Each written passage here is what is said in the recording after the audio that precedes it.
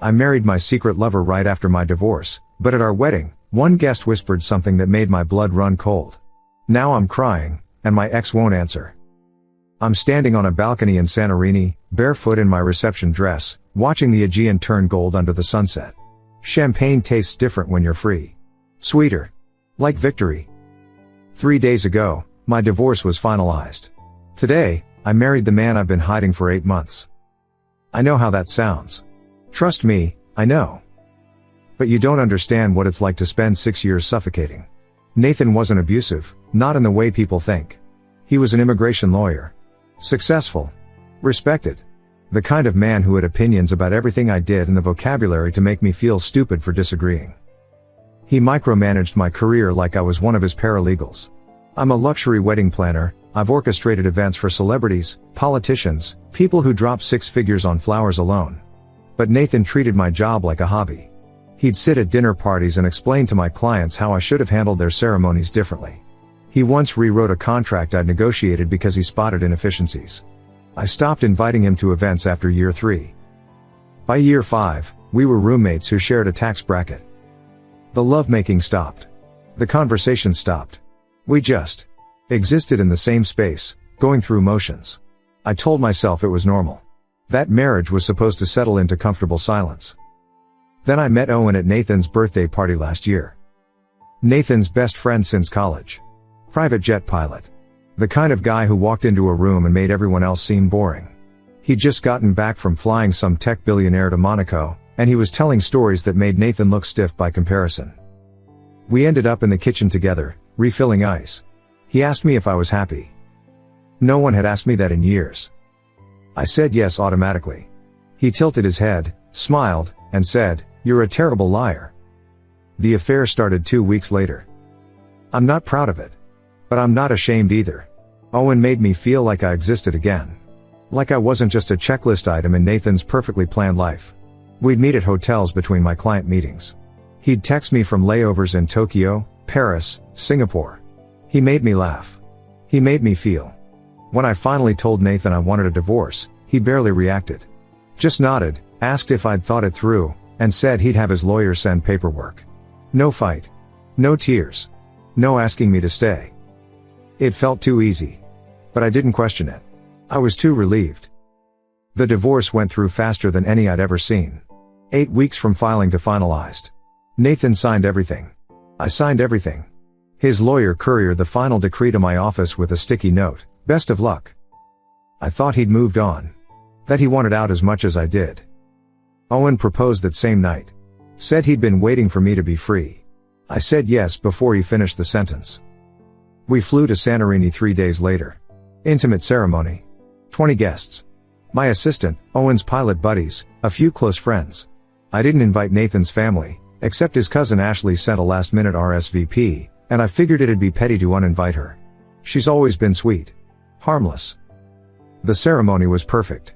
I wore ivory, custom Vera Wang, off-shoulder, exactly what I would have chosen for myself if Nathan hadn't insisted on traditional white the first time. Owen's vows made me cry. Real tears, not the performative kind I'd seen at 1,000 client weddings. We kissed. Everyone cheered. The photographer captured the sunset perfectly. I felt untouchable. At the reception, Ashley found me during cocktail hour. She was holding her phone, smiling that sweet cousin smile, and she pulled me aside near the olive trees where no one could hear. "Carter, can I talk to you for a second?" "Of course," I said, still buzzing from champagne and adrenaline. She leaned in close, her voice dropping to a whisper. "He lied. Nathan never signed the papers." I laughed. Actually laughed. Some kind of joke, right? Wedding day prank? But Ashley wasn't smiling anymore. I looked across the courtyard to find Owen. He was standing near the bar, staring at us. His face had gone completely white. And that's when I knew. Something was very, very wrong. I excused myself from Ashley and walked straight to Owen. Steady steps. Didn't run. Didn't cause a scene. I'm a professional. I've handled bridezilla meltdowns and family fights at $200,000 weddings. I know how to keep my face neutral. "We need to talk. Now." Owen's jaw tightened. "Carter, not here. The suite. Now." We walked back through the reception like nothing was wrong. Smiled at guests. I grabbed a bottle of champagne off a passing tray because if this conversation was going where I thought it was going, I'd need it. The second the door closed behind us, I turned on him. What did Ashley mean? Owen ran his hand through his hair. Paced to the window. Classic deflection move, I'd seen Nathan do it 1,000 times. Owen. What did she mean? There was an issue with the paperwork. My stomach dropped. What kind of issue? The witness signature. The notary, she missed a line. It's technically invalid without it. I stared at him. Technically invalid. The divorce isn't finalized. Not legally. The champagne bottle slipped from my hand. It didn't break, landed on the plush rug with a dull thud. I couldn't feel my fingers. When did you find out? Silence. Owen. When did you know? 2 weeks ago. My lawyer was reviewing paperwork for the marriage license and caught it. I was going to fix it quietly after the wedding? After? My voice came out sharp. You knew before today that I was still married to Nathan, and you went through with this anyway? I thought we could handle it. Get the signature retroactively, refile. I just committed bigamy. The word landed like a bomb between us. In Greece, I continued, my voice getting dangerously quiet. On camera. With 20 witnesses. Do you understand what you've done? Carter, I love you. You destroyed me. I was yelling now. Months of wedding planner composure cracking wide open. My career is built on trust. On legality. I help people navigate marriage law and destination weddings and you just. My phone started buzzing. Then buzzing again. And again. I looked down. Notifications exploding across the screen. Instagram. TikTok. Text messages from colleagues, clients, my assistant. I opened TikTok with shaking hands. Ashley's face filled the screen. Posted 40 minutes ago. The caption, when the wedding planner doesn't plan her own divorce, skull emoji. The video showed me and Owen in the suite. Our entire fight. My voice screaming about bigamy. Owen's confession. Everything. 2 million views. Climbing. The comments were brutal. She cheated on her husband with his best friend and then committed fraud? Jail. This is what happens when you sleep your way to a happy ending. LMWoo. The audacity to wear white. I couldn't breathe. Couldn't think. My phone kept buzzing, clients canceling contracts, vendors asking if I was legally allowed to plan weddings anymore, competitors gleefully sharing the video. I tried calling Nathan. Straight to voicemail. Blocked. I tried texting. Message failed. An hour later, an email arrived from his law firm. Cease and desist. Do not contact Nathan directly. All communication through legal counsel. He wasn't going to help me. He was going to watch me burn. Carter, I can fix this, Owen started.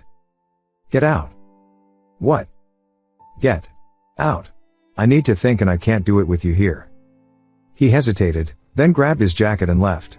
Said something about calling his lawyer, making arrangements. I wasn't listening anymore. I sat on the edge of the bed in my wedding dress, watching my career disintegrate in real time on a phone screen. My assistant texted, 3 clients had already terminated contracts. My business partner wanted an emergency call about optics. Then someone knocked. Heavy. Official. I opened the door to 2 Greek police officers. They asked, politely, almost apologetically, if I was Carter Hayes. If I'd just participated in a marriage ceremony. If I understood that bigamy was a prosecutable offense in Greece. My passport was flagged. I wasn't leaving the country until this was resolved. They left after 20 minutes of questions I barely heard. Said someone would contact me about next steps. Legal proceedings. Investigation. I locked the door behind them and slid down to the floor, still in my ivory Vera Wang gown. Owen didn't come back that night. Sent a text at 2 a.m., talking to lawyers. We'll fix this. I promise. I didn't respond. Instead, I opened Instagram. Scrolled past the wedding photos I'd posted just hours ago, comments now filled with strangers calling me a fraud, a cheat, an idiot. Then a DM popped up. From an account I didn't recognize. You don't know me, but I know Owen. And I have proof he planned this whole thing. Call me. A phone number. A name, Bianca. I stared at the message for a long time. Then I dialed. Bianca answered on the second ring. You called faster than I expected. Her voice was calm.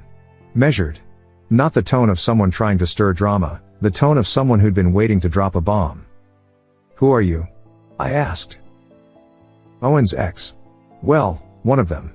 We dated 2 years ago when he was flying routes to Hong Kong. He told you we ended amicably, right? Mutual decision? I said nothing. Owen had mentioned her exactly once. Said she was nice but not serious. He didn't tell you he proposed to me too, Bianca continued. 3 months in. Said he wanted to get married immediately. Whirlwind romance. I almost said yes. Why didn't you? Because I'm a flight attendant. I know pilots. And Owen's pattern was too clean. Too practiced. So I asked around. Turns out he'd proposed to 2 other women that same year. One in London, one in Miami. Same speech. Same timeline. My chest tightened. Why are you telling me this? Because when I saw your wedding go viral, I recognized the pattern. But that's not why I'm calling. She paused. I'm calling because 6 months ago, Owen drunk texted me at 3 a.m. Rambling about how he was finally getting what he deserved. How his best friend's wife was leaving him and Owen was going to lock it down before she figured it out. Figured what out? That the divorce wasn't real. The room tilted. I'm sending you screenshots. Read them. Then call me back. She hung up. 10 seconds later, the messages came through. Text thread between Owen and Nathan. 6 months ago. Timestamp 3 weeks before my divorce was supposed to be finalized. Nathan, the notary confirmed. Missing witness signature. Technically invalid. Owen, and you're sure she won't notice? Nathan, she's too busy planning other people's weddings to read her own paperwork. Trust me. Owen, this feels risky. Nathan, you want her or not? This is your window. She files again. It's another 6 months minimum. You really think she'll wait? Owen, what do you get out of this? Nathan, I get to watch her publicly humiliate herself. Fair trade. I read it 3 times. Then I threw up in the bathroom trash can. They'd planned this. Both of them. Nathan sabotaged the divorce to destroy me. Owen knew and married me anyway to lock me down. I was a pawn in a revenge plot between 2 men who claimed to love me. My phone buzzed. Text from my business partner, Simone. Wait, no, can't use that name. From my business partner, Ingrid. Emergency Zoom in 20 minutes. Board wants you suspended pending reputation review. I'm sorry, Carter. Suspended. From my own company. The firm I'd built from scratch over a decade. I looked at myself in the bathroom mirror. Smeared makeup. Wedding dress wrinkled. Hair half fallen from its updo. I looked like the disaster everyone thought I was. Then I noticed something. The nausea wasn't just from shock. My period was late. Over 2 weeks late. No. No, no, no. I tore through my luggage, found the emergency test I always kept packed, hazard of destination weddings with panicked brides. My hands shook as I took it. 3 minutes. I sat on the bathroom floor counting seconds. 2 lines. Unmistakable. Pregnant. The timeline crashed through my head. Nathan and I had slept together 6 weeks ago. One last attempt before the divorce was finalized. His idea, said he wanted closure. I'd agreed because I was too exhausted to argue. But I'd also been with Owen for weeks by then. I couldn't tell whose it was. And legally? I was still Nathan's wife. Which meant he had paternal rights. Medical decision rights. Control. The exact thing I'd spent 6 years escaping. I heard the door to the suite open. Owen's voice calling my name. I stood up, smoothed my dress, and walked out with a smile that didn't reach my eyes. We need to talk, I said. About what happens next. Owen looked relieved. Thought I was going to forgive him. Plan our way out together. Instead, I pulled out my phone. Showed him the screenshots from Bianca. His face drained of color. Carter, I can explain. Save it. I'm not interested in your explanations anymore. My voice was ice. I'm interested in solutions. And I'm going to find them with or without you. I grabbed my laptop, started making calls. First to Ingrid, telling her to delay the board meeting. Then to a Greek immigration attorney, not Nathan's firm, obviously. Then to a forensic accountant I'd worked with on a client's prenup. Owen watched me work, stunned. What are you doing? What I should have done from the beginning. Taking control. I spent the next 3 hours digging through Owen's financial records, social media history, flight logs, looking for leverage. And I found it. Photos from 3 years ago. Owen on a beach in Dubai, wearing a white linen suit, standing next to a woman in a wedding dress. Caption, "Forever starts today." He'd done this before. The commitment ceremony wasn't legally binding, but the photos existed. The promises existed.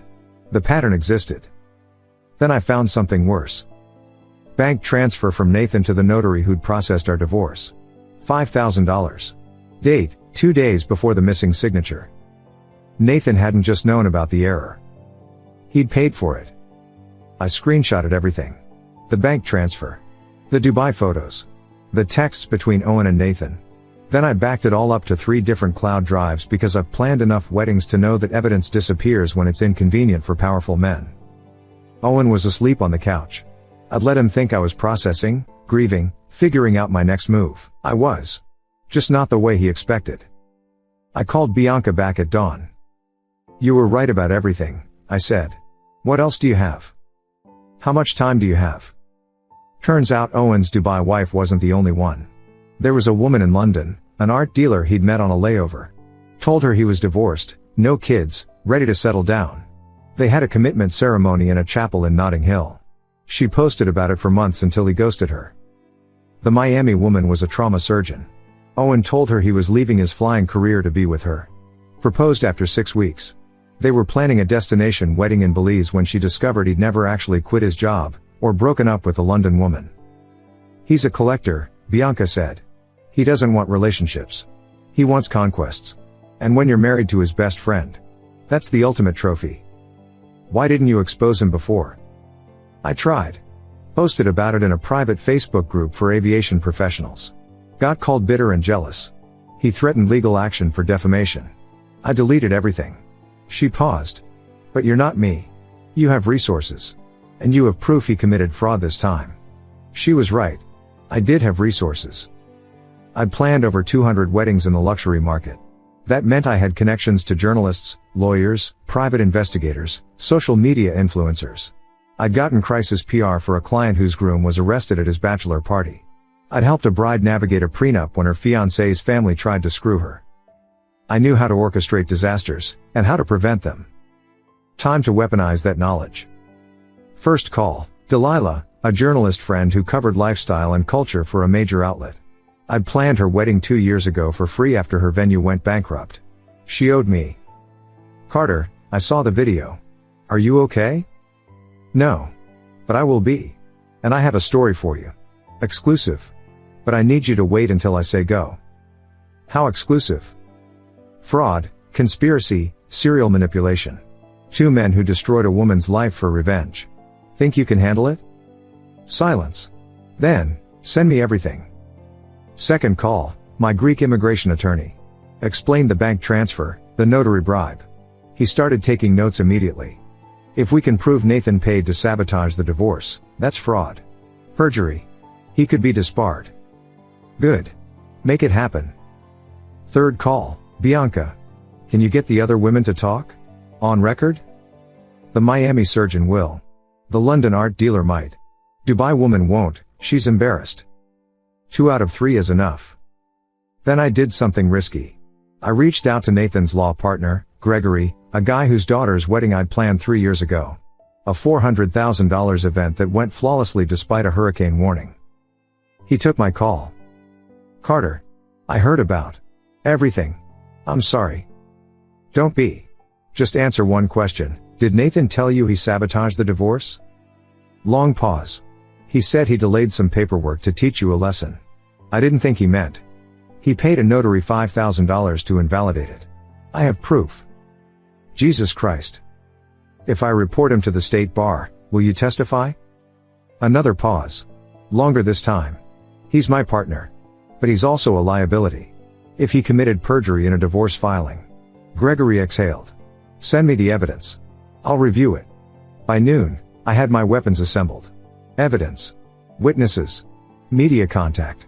Legal strategy. Now I needed the arena. I texted Owen, "We need to fix this properly. Let's renew our vows in Athens. Make it legal this time. Do it right. He responded in 30 seconds. Yes. Anything. I love you. Then I emailed Nathan's lawyer, willing to settle all disputes privately. In-person mediation in Athens. I'll drop any claims against Nathan if we can resolve this quietly. Response came an hour later. Nathan agrees. Thursday, 2 p.m. I booked the same hotel for both. Rooftop venue for Owen's renewal. Private conference room 1 floor down for Nathan's mediation. Same day. Same time. I invited Ashley, told her I wanted to clear the air. She said yes immediately, probably hoping for more viral content. I invited Bianca. Told her to bring the Miami surgeon if possible. I told Delilah to bring a camera crew. Lifestyle feature on destination wedding recovery, I said. She knew better. She came anyway. Owen thought he was getting a romantic do-over. Nathan thought he was getting a legal victory. Neither of them knew I'd spent the last 72 hours building their executions. The morning of, I stood in front of the mirror in my hotel room. Not the honeymoon suite, I'd moved. Booked something smaller, anonymous. I touched my stomach. Still flat. The pregnancy was early. No one knew yet. And no one would. Because the timeline I'd been running in my head finally clicked. Nathan 6 weeks ago. Owen for the past 8 months. But I'd been seeing someone else too. Someone neither of them knew about. A client whose wedding I'd planned last year. A widower who'd hired me to organize his late wife's celebration of life, and then kept calling me for coffee. It had been casual, discreet. Overlapping with both Nathan and Owen by weeks. The baby wasn't theirs. And that was my insurance policy. My phone buzzed. Text from Ashley, on my way to the hotel. Can't wait to see you make this right. I smiled. She had no idea what right meant. But she was about to find out. The Athens hotel was perfect. 5-star, discreet, the kind of place where nobody questions why you've booked both a rooftop venue and a private conference room on the same afternoon. I arrived 2 hours early. Checked every detail like I was planning a client wedding. Projector. Sound system. Documents organized in labeled folders. Witness seating arranged. This was my specialty. I'd just never used it for demolition before. Owen arrived first. He was wearing the linen suit he'd proposed in, holding flowers. Actually brought me flowers.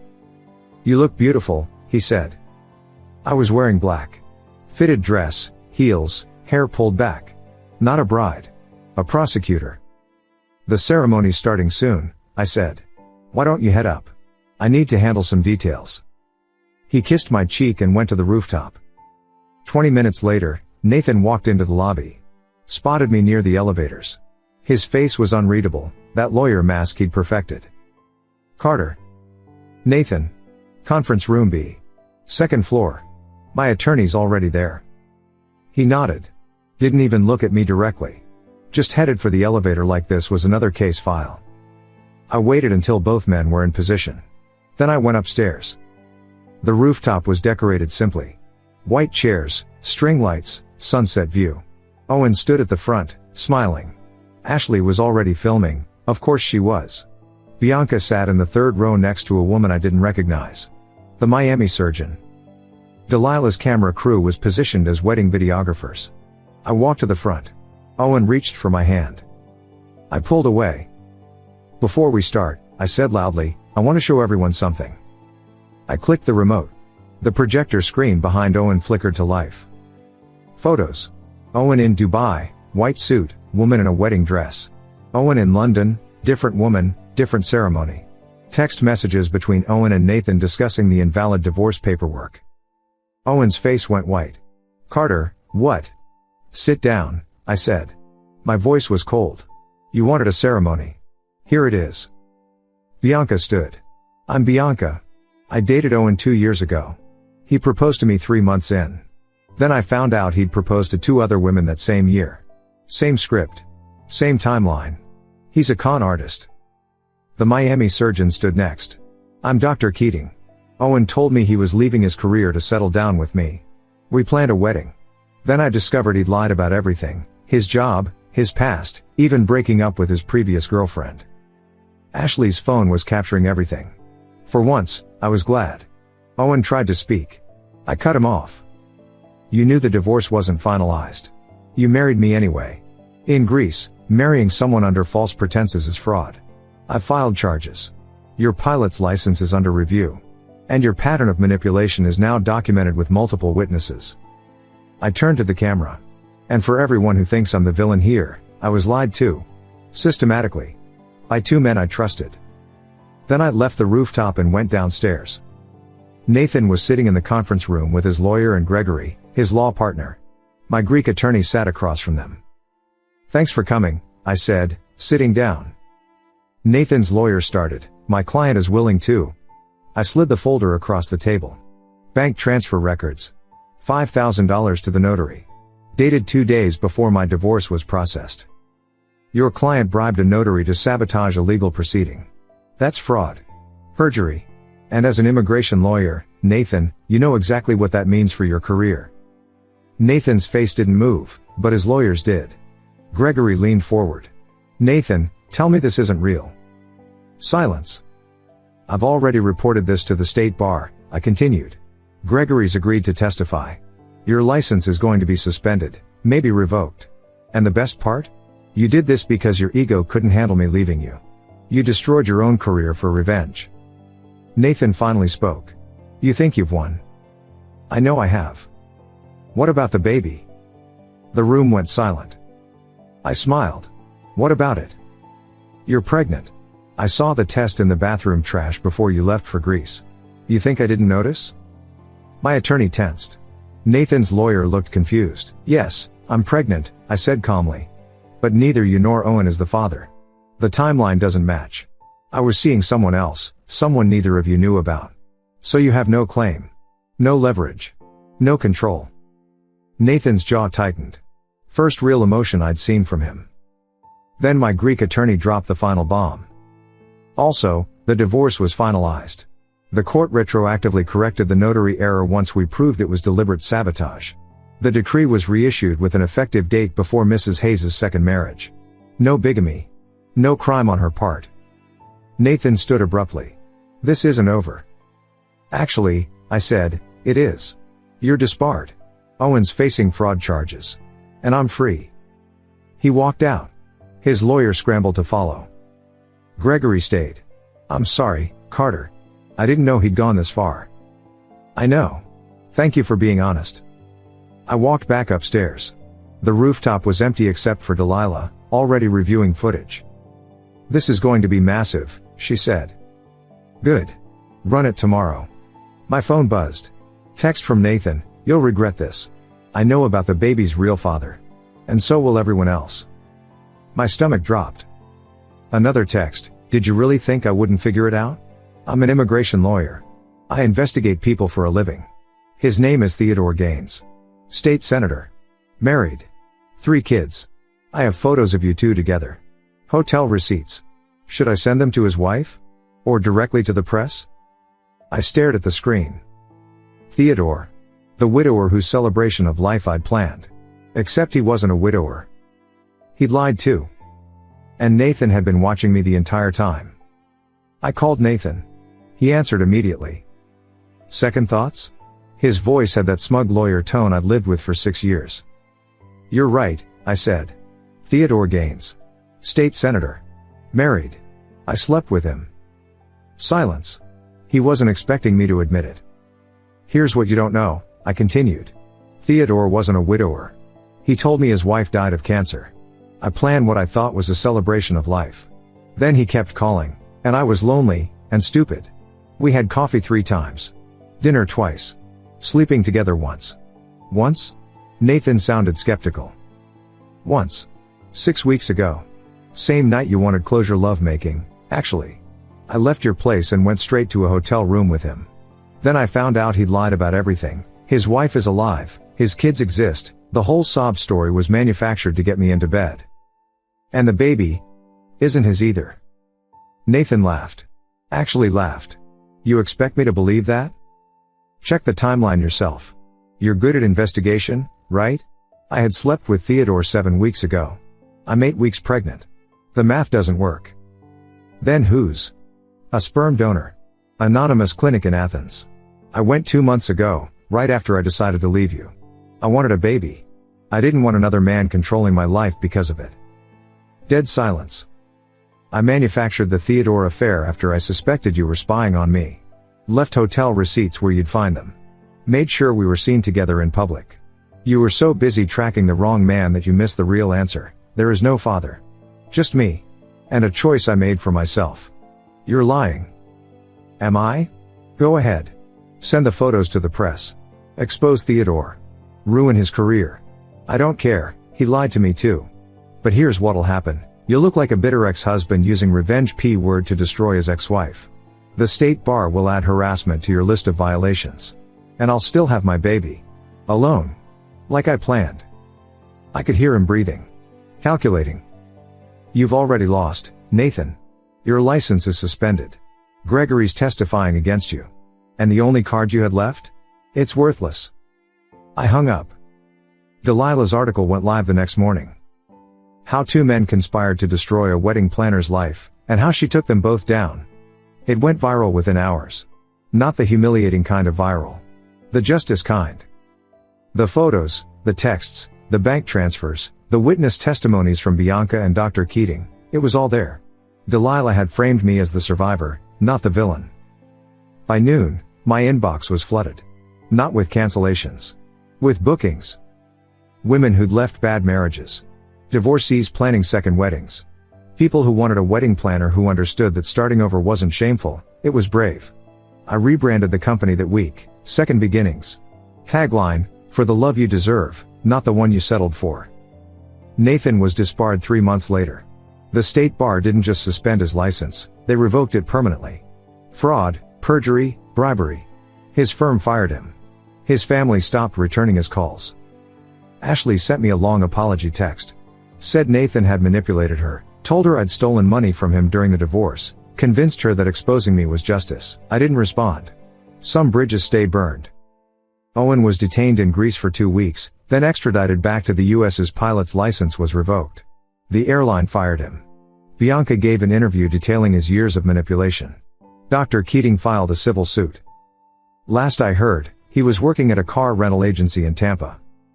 Theodore Gaines resigned from the state senate after his wife found out about the affair. Turns out I wasn't his first. Or his fifth. His wife kept the kids and the house. He kept the scandal. I didn't feel bad for any of them. 6 months later, I'm sitting in my new office. Corner suite, floor-to-ceiling windows, view of the Acropolis. I moved to Athens permanently. Easier to run a destination wedding business from an actual destination.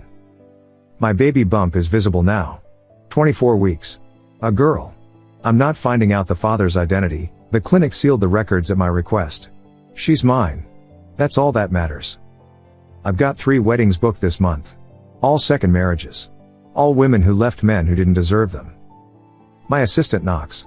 Your 3 p.m. consultation is here. Bride who just finalized her divorce last week. Says she heard about you from a friend.